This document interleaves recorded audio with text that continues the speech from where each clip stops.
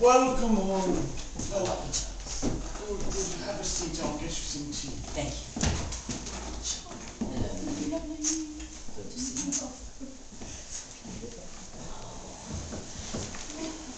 Oh, bless thee, bottom, bless thee. Thou art translated. Shakespeare? Yes.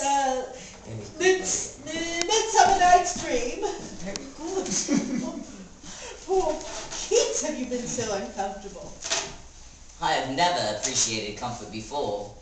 You should have seen some of the lodgings we were only too happy to take refuge in. As for the cursed oatcakes, I never could manage them. Even Brawne had difficulty at first, though by now, with the aid of a good glass of whiskey, he can get them down. You are looking rather thin. Can you be surprised? According to Brawne, who, of course, keeps careful note of such details, we've walked 642 miles, over bogs, moors, and mountains, through icy wind and driving rain. If the weather's so bad all the time, why in the world does anyone ever go to Scotland, Maria? You may well ask, but in fact we did have 1 or 2 good days, and it was worth it all for the scenery. Only to see Ailsa Rock and Fingal's Cave, I'd have gladly walked twice as far. My dear Keats, I'm afraid we have some unhappy news for you. Tom? I'm so sorry to upset you. As soon as you're home... No, don't reproach yourself, for I had guessed as much. With every step I took, I wondered if I was not doing wrong in turning my back on poor Tom. No. I thank you, and Mrs. Dill too, for all your kindness to him, to us both. But I must waste no further time. I must go to him. Always a pleasure. Always, Charles. Thank you. I'll call on you soon.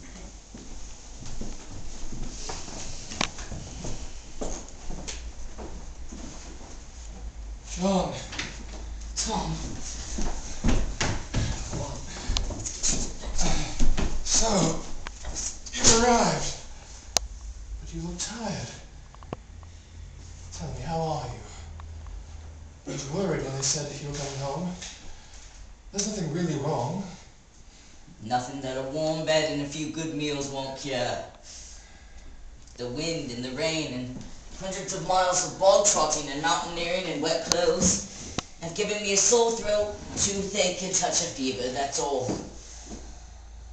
But Tom, how are you? Cured already, I think. Have I seen you?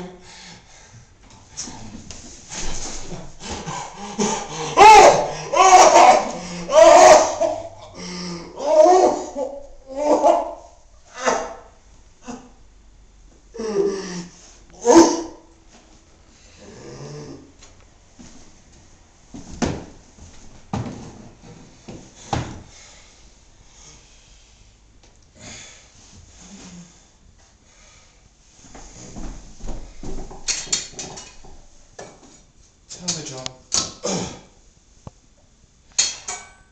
Do you think you will ever marry?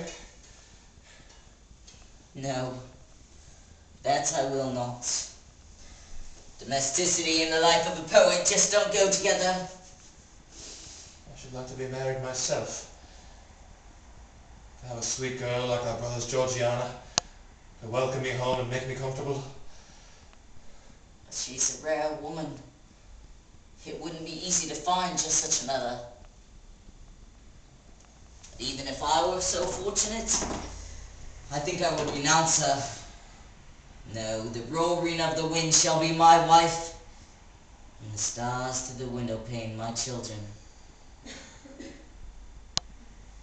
You've never met anyone who has stirred you? On the contrary, I've been stirred 1,000 times by a moment of grace, the glance of a fine pair of eyes, the turn of an elegant head. But I am certain I haven't the right feelings towards women. When I'm among men, I have no evil thoughts, no malice. I feel free to speak or be silent. I can listen, and from everyone I can learn. but in the company of women I cannot speak or be silent. I'm full of suspicions. I'm in a hurry to be gone.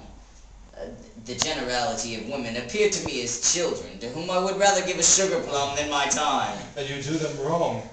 Think only of kind Mrs. Dilke, Georgiana, and our sister Fanny. No, I don't wrong them. At least I think better of womankind than to suppose they care whether Mr. John Keats, 5 feet tall, likes them or not. Come on, let's get you to bed. Makes one wonder whether that wretched C, whoever he is, has even read the poem. Perhaps, after all, it is not such a very good poem. One always tends to be prejudiced in favour of the productions of one's friends. That may be so, but my husband Charles considers this to be a work of the most striking and outstanding promise for such a young man. I should like to read it. Oh, I shall see you have a copy. I must confess, I haven't read the whole work through, but I have scanned many passages that Charles has marked for me and found them quite lovely. Perhaps the reviewer is judging the work as a whole, rather than allowing himself to be impressed by occasional felicities. He most certainly is not. Why, it's the vilest piece of criticism I've ever read. More concerned with Mr. Keats' family and background than the merits of his poetry. Classic with footmen and superannuated governesses having the impertinence to advise that he give up being a starving poet and return to being a starving apothecary. Apothecary?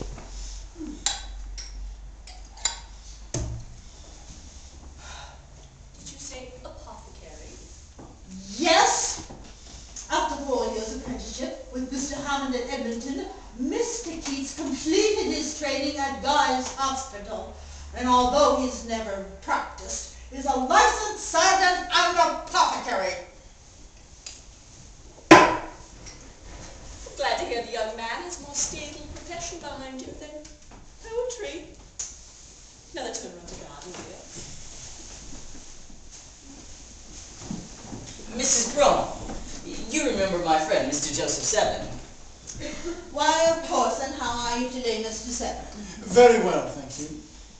My dear Mrs. Brawne, I mustn't take long, but I thought you'd be glad to know that Tom is a little more easier today. Oh, come sit down and take a glass of wine, please.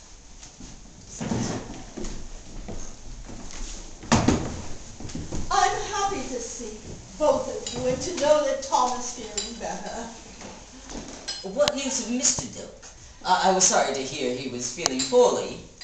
He has arrived safely and sounds cheerful, thank you. I am confident that he will return from his trip fully restored. And is there any word from your brother George? So far, I've heard nothing. Neither has Georgiana's mother. His silence worries me continually, and I'm sure Tom is fretting to hear. Something must have happened to delay the packet. Knowing George as we do, we can be certain he would have written as soon as was practicable. And is there any word from your sister Fanny? Believe it or not, she is coming to see Tom in a day or two. But what a time I've had getting Abby to agree to her visit. I cannot imagine why he's so anxious to keep your small family apart.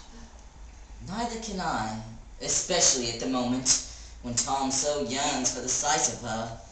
I hope that it will cheer him up to see her, and that it will not depress her too much to see him as he is now. Mercifully, the young are rarely as affected as we expect them to be by such things. Oh, that would be Mrs. Brawne and Fanny, her eldest daughter. No, Brawne's tenants. Yes, much as I will be glad to have him back again, I shall be sorry to see him go. They've been most agreeable tenants and neighbors, and I shall miss them. Mrs. Brawne, Fanny, Mr. Keats, Mr. Severin. How do you How do do? you do, Mr. Seven? I hear you paint miniatures, Mr. Seven. That must be a fascinating occupation. Well, it's really my dream to paint great paintings someday. Huge, noble canvases. Yet there must be much satisfaction in recording beautiful young countenances for the safekeeping of their lovers. I think I should like to have my miniature painted. Do you think I should make a good